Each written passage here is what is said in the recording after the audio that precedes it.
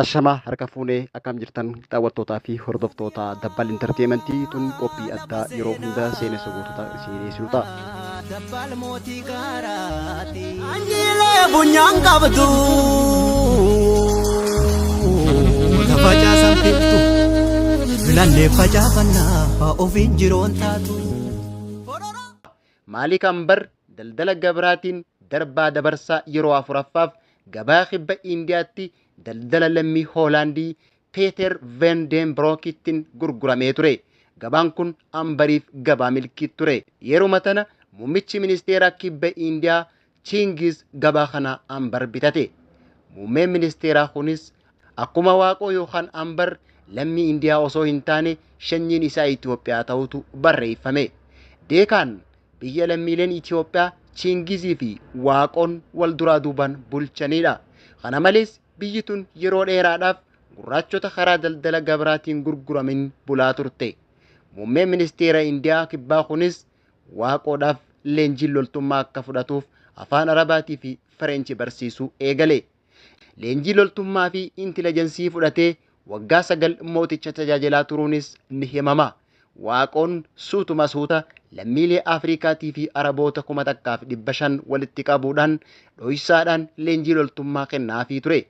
Bara 1580 muummeen ministeera biyya Deekaan Chingiz kan du'e ta'uu isaati. San boodas Waaqoon loltoota 1,500 qabatee mootiilee xixiqqoo kibba Indiyaa keessa jiraniin wal waraanuu eegale. San booda maqaa kabajaa Maalik jedhu moggaafate. Maalik jechuun gooftaa jechuudha. Maaliik Ambar jaame. Maaliik Ambar loltoota 1,500 qabate tooftaa lolaa isaa gara riphee lolutti jijjiiruudhaan mootii xiqqoo kibba Indiyaa tokko mo'achuudhaan mootii Indiyaa fonqolchee aangoo qabate. Waaqoon ammas sultaanota 2 kanneen biroo uffisuudhaan walii galtee biyya bulchuu ummatichaa waliin mallatteesse. Waraana yeroo dheeraa taasiseen sultaanota xixiqqoo kibba Indiyaa keessa jiran hunda mo'achuudhaan bulchiinsa kibba Indiyaa Deekaan ifa harka galchuudhaan muummicha ministeeraa kibba Indiyaa ta'e. Waaqoon mootii Indiyaa tokkoomsee hoggaa ta'u bara bulchiinsa Maaliik Ambar bu'uuraalee misoomaa hedduun kan hojjetamanii fi qeessaafuu jallisiin hedduun daandileen konkolaataa baadiyyaa Indiyaa keessatti riqichoota gurguddaa amma maqaa Maaliik Ambariin yaamamu hedduun akka hojjetaman ni himama. Seenaa Indiyaa keessatti Waaqoon mootii seenaa qabuu fi kabajamuun yaadatamudha. Maaliik Ambar yookaan ilmi Oromoo Waaqoon. Waaqoon dubartii Siidii jaamtu fuudhuudhaanis ilmaan kan horate hoggaa ta'u, ilmaan isaanii kunis Biib Kariimaa, Fatiyaa fi Chaangizeedha. Erga ilmaan kana horate booda bara 1626 ganna 78 isaatti du'aan addunyaa tanarraa boqate. Egaan kabajamtootaa fi hordoftoota keenya qophiin teenya gomaata jettu tunis guyyaa har'aa seenaa gabaabduu ilma Oromoo Indiyaa bulchee isin biraan geenyeeti jirra. Qophii tanarraa gumaata Oromiyaatii fi ilma Oromoo akkasumas maalummaa uummata Oromootii fi qaroomina saba guddaa hangafa kuush qorannee iyyaafannee torbaanitti yeroo 2 kan isin biraan geenyu ta'a. Qophii tanarraas ni barattu jennee abdanna. Qophicha qopheessee kan isin biraan gee ani Lammii Sireetii. Torbaan milkii barri bara quufaa gabbinaa isiniif haa ta'u jecha.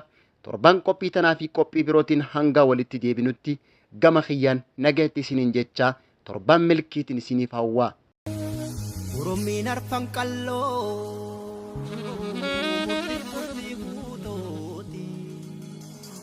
Chaanaalii Dabbal Entertainmentii like, subscribe, share gochuu hin dagatinaa isiniin jenna.